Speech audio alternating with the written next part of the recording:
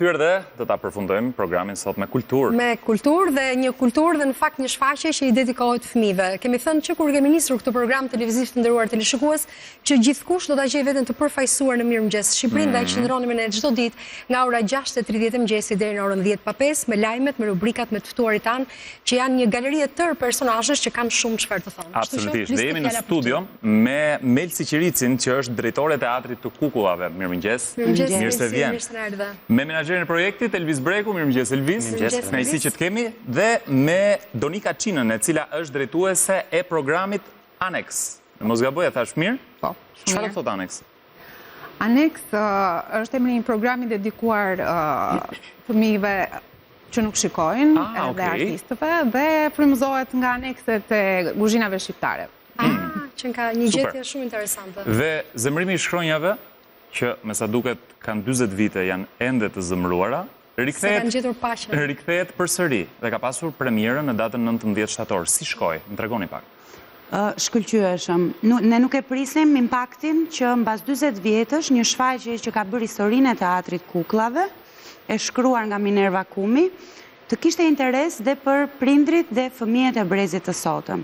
Të risjellësh një shfaqje si zemërimi i shkronjave për fëmijët e sotëm që janë shumë të lidhur me teknologjinë, me ato shkurtimet që bëjnë nëpër mesazhe. Me shkurtimet që bëjnë nëpër mesazhe.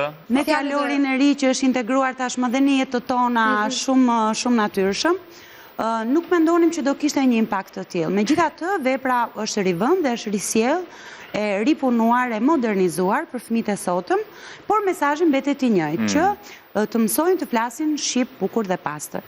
Dhe mendoj që ja arritëm qëllimit, shfaqja u vu me sukses, pati impakt shumë të mirë, ne sollëm sërish këtë fundjavë dhe ishte sold out, kështu që jemi të kënaqur. Çdo bilet është shitur. Gjithmonë. E kuptoj. Elvis, le të mbetemi pak tek thelbi i kësaj shfaqjeje, zemrimi i shkronjave, që sigurisht bën gjithmonë apel dhe thirrje për të qenë korrekt, të kujdesshëm, për ta folur shqipen mirë, për ta shkruar shqipen mirë.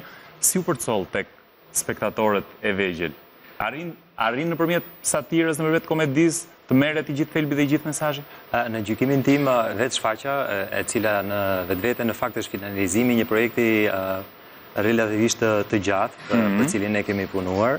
Shfaqja pati një sukses relativisht të madh, do thoja, pasi në sallë ne kishim pjesën më të madhe, e kishim fëmijë, absolutisht, edhe nga reagimet e fëmijëve gjatë gjithë kohës ti e kupton që ata fëmijë ishin totalisht të përfshirë dhe kishte momente ku dhe ne kishim dyshimet tona nëse fëmijët e vegjël do ishin në gjendje që ta ndiqnin edhe ta kuptonin logjikën edhe thelbin edhe mesazhin e shfaqjes, po nga reagimet e tyre mendoj që ne e morëm përgjigjen, Melsi, edhe mendoj që fëmijët ishin shumë të kënaqur dhe edhe nga mënyra se si reagonin gjatë gjithë kohës, mendoj që ishte një sukses jashtëzakonshëm. Cili është personazhi kryesor i shfaqjes që mund të na tregoni diçka më shumë?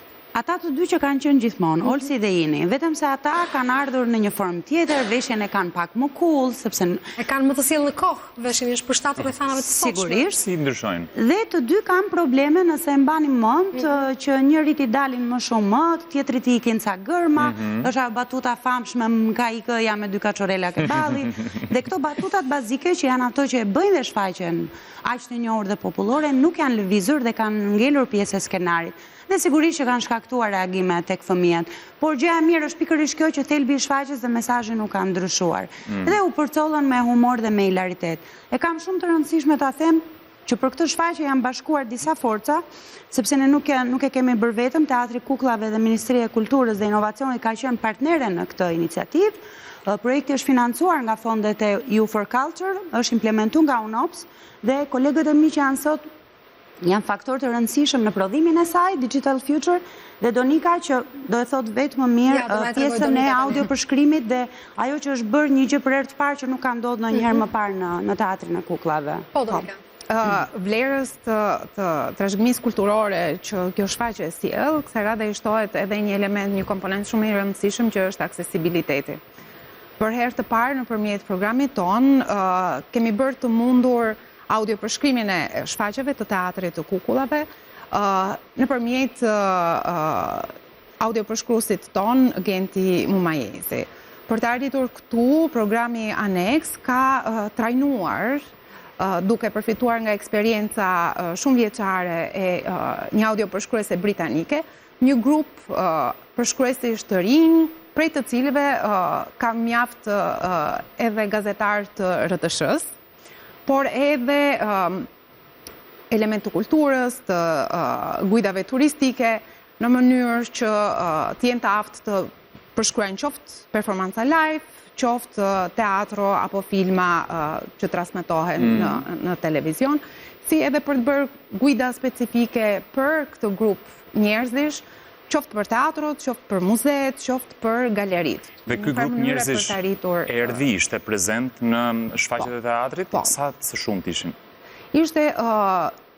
Ishte një grup prej 15 personash që nuk shikojnë, duhet kemi gjithmonë parasysh që kur flasim për aksesibilitet, nuk flasim për numra të mëdha, flasim për qasje gjithëpërfshirëse. Absolutisht, po edhe nëse vetëm një është atje në sallë që ka nevojë për këtë shërbim ekstra, është një program jashtëzakonisht i domosdoshëm. Po, gjithashtu pjesë e procesit apo e ritualit, themi ka qenë edhe touch touri, i cili është një element i shtuar ku ky grup i publikut të teatrit ka mundësinë të takojë aktorët, të preki kukullat, edhe të krijoj një ide të shfaqjes, duke përdorur shqisat e tjera, jo vetëm shqisën e të parit në këtë rast. Ja të pyes pak Melsin, tani se është shumë e rëndësishme të kuptojmë pak teatrin e kukullave në kohën time, kur kemi qenë të vegjël, se që mezi e prisnim çdo të shtunë, çdo të dielë shfaqjen që do të dilte, dhe teatrin e kukullave që është sot, dhe qasjen që kanë fëmijët në këtë botën e madhe të informacionit, të teknologjisë e informacionit, nga kukullat e kompjuterit tek kukullat që i shohin drejt për drejt në skenë.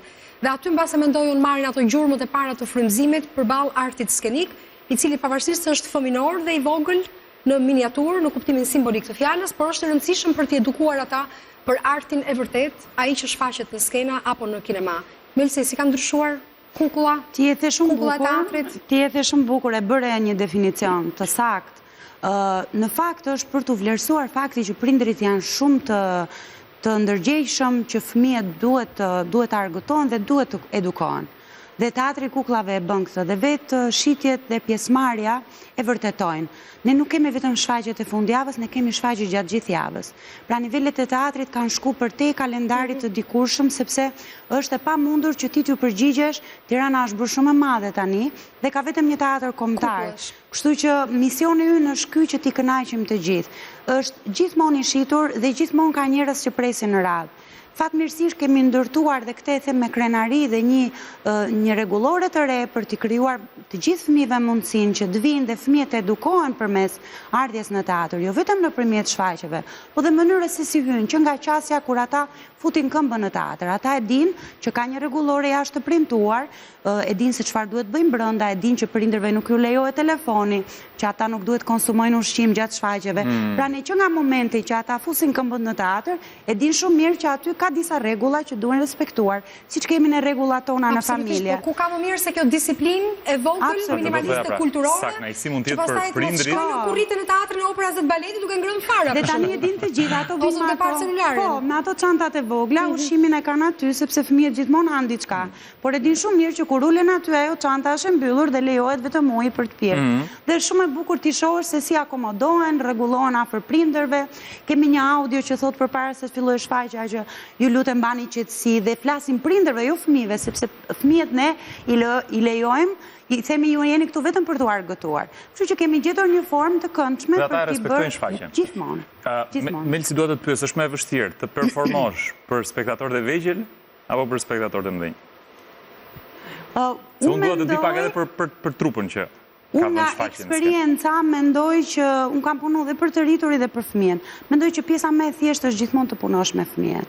Janë më të çlirët, janë më të sinqert, feedbackun ti e merr gjithmonë. Kjo pra është se ata ta japin në sekondë ndoshta atë përshtypjen e tyre. Janë të vërtetë. Dhe fëmijët kanë një gjë, ti e kupton kur mërziten dhe kur shfaqet janë pak më gjata se ç'duhet, ose kanë një personazh sepse fillojnë lëvizin, nuk rrin dot në një vend. Humbasin durimin. Dhe kjo është për ne është shumë e rëndësishme.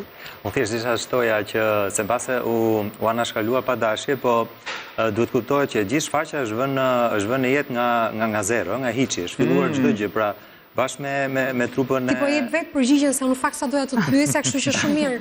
Jo, se ndërkohë që shikoj fotot, shikoj edhe kukullat që në fakt janë një mrekulli, po ti shikoni, të cilat u bën, u zhvilluan nga zero eksaktësisht për këtë projekt. Pra, janë edhe vetë i gjithë produksioni që është mbas kësaj shfaqje, është i gjithë pjesë e këtij projekti, financuar sigurisht nga fondet e Bashkimit Evropian, por edhe vetë proceset e zhvillimit, proceset e bërjes kukullave, proceset e krijimit skenarit, edhe gjithë përgatitjeve të tjera, janë bërë, po themi, specifikisht për këtë shfaqje dhe në kuadër të këtij projekti. Për të shkuar edhe më tej, projekti, siç e thash në fillim, ka qenë pak më i gjerë. Pra, shfaqja ka qenë finalizimi i një projekti pak më të gjerë, i cili në qendër të tij ka patur kulturën edhe fëmijët, për afrimin e fëmijëve me, po themi, me historinë edhe me kulturën shqiptare, le themi. Për shembull, ka patur disa aktivitete që janë bërë në 3 shkolla kryesore në Tiranë, ku Qendra Digital Future ka patur, po themi, atë punën e përditshmërisë me fëmijët për t'i mësuar ata, për t'i përafruar pak, jo vetëm me teatrin e kukullave, po edhe me histori, me legjenda të ndryshme, mënyrën se si përshkruen, mënyrën se si shkruen disa tregimet të ndryshme. Ka pasur trajnime të vazhdueshme në 3 shkolla, që kanë qenë shkolla Emin Duraku, shkolla Lidemi dhe shkolla Vasil Çanta, për cilët, me thënë drejtën, unë desha dhe t'i falenderoj, sepse na kanë dhënë akses. Absolutisht, shkollat publike janë pjesë e qëndësishme e edukimit të fëmijëve dhe që nga bankat e shkollës deri tek frymëzimi që mund t'u japin mësueset që komunikojnë çdo ditë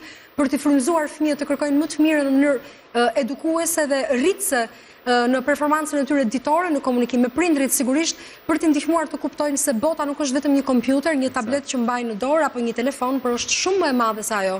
Duhet të drejtohen librave për t'i shfletuar, t'i marrin erë letrës e librave, të shkojnë në teatrin e kukullave për gjetur më të mirën, për shfaqjet që ata i frymëzojnë dhe i ndihmojnë të ndërtojnë ëndra që mund të përballojnë botën e madhe të teknologjisë sot. Duhet kemi shumë shfaqje për fëmijët. Melsi tha që kemi gjithë javën shfaqje dhe unë jam shumë e lumtur. Shumë se kaq nuk bëjmë dot.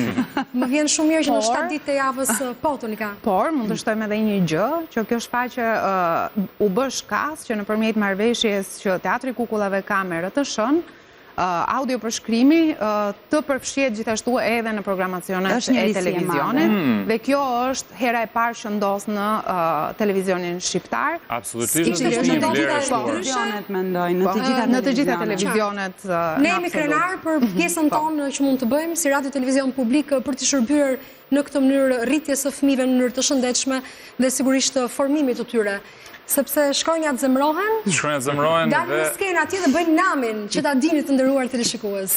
Unë dua të di tani përpara se ta mbyllim, një kalendar nëse ka i të gjitha shfaqjeve të radhës që vinë në teatrin e kukullave. Pra ka një kalendar, afishohet dhe fëmijët e dinë se ku mund të shkojnë ditët në vijim?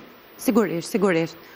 Ministria e Turizmit, Kulturës dhe Sportit tashmë përditson çdo muaj gjithë kalendarët e aktiviteteve të institucioneve. Teatri Kukullave dhe Qendra Kulturore Fëmijëve është një prej tyre. Ne kemi një agjendë të përfunduar, të mbyllur, të definuar deri në dhjetor, dhe çdo muaj ne nxjerrim kalendarin në faqen tonë të webit dhe rrjetet sociale.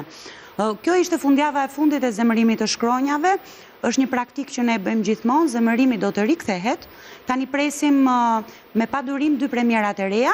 Kemi Librin e Xhunglës, që është një shfaqje që do të vinë në nëntor, është një premierë e madhe, edhe kjo në nëntor është në visi, dhe po e them tek ju për herë të parë. Për herë të parë në teatrin e kukullave do të vinë kukullat anatomike, të cilat lëvizin bashkë me trupin e aktorit, janë kukulla shumë të mëdha dhe kanë fije që lidhen me duart dhe me kokën e tyre dhe lëvizin nëpërmjet një mekanizmi që nuk është bërë asnjëherë. Dhe do ketë 360 gradë vizuale, pra do duket sikur jemi në një xhungël. Unë me Sonjën vim do ta shohim shfaqjen? Unë do t'ju ftoj. Rrjeshtat e fundit do shndrim. Në fakt unë po njërë se unë i blokoj të gjithë. Ne si fëmijë që nuk rritemi, është shfaqje për gjithë familjen. Dhe super. surpriza e fundvitit është një projekt i cili sapo fitoi në kuadrin e projekteve që ne bëjmë thirrjet, që është Mary Poppins, një muzikal shumë i dashur për fëmijët, i cili do të vijë me një personazh surprizë, po unë nuk ja them dot tani, do ta ftoj një ditë tjetër. Nëse ju na ftoni sërish, do të ftojmë do ta sjell ekskluzivisht për ju. Është një personazh shumë i dashur për fëmijët. Shumë mirë, faleminderit shumë atëherë. Super. Melsi, faleminderit, Elvis, Donika, faleminderit që ishin Ju uroj programin gjithashtu një tonë. javë të mbarë dhe suksese në Suksese edhe projektet për ju. të tuaja ambicioze. Kristi, ka ardhur momenti Ka ardhur momentit që ta mbyllim, por për fat të keq, Sonja, unë duhet të Kjo ndaj ora 10:05. Duhet të ndaj një njoftim të hidhur që ka ardhur në fakt në redaksin tonë dhe duam t'i shprehim ngushëllime si Radio Televizioni Shqiptar sepse është ndar nga jeta në moshën 88 vjeçare sopranoja Luiza Çako, bashkëshortja e këngëtarit Gaço Çako. Ja dhe kemi edhe në ekran dhe ne folëm vetëm para pak ditësh edhe me maestro Zhani Cikon për këngëtarin Gaço Çako. Po ka qenë një historinë e artit në Shqipëri. Duke shprehur ngushëllime të familjes për këtë humbje dhe rrethit të shoqëror dhe miqësor të zonjës së Ndjerë. Të nderuar televizionistë, kemi ardhur në fund të këtij programi. Ora është 10:05. Mos harroni të merrni çadrat, sot është një ditë me shi. Kujdesuni të ktheheni prapë nesër në orën 6:30 të mëngjesit. Jam unë dhe Kristi këtu. Tu na gjeni në të dy. Vazhdimsi programacioni Radio Televizionit Shqiptar, ditë të mbarë. Edhe një javë mbarë.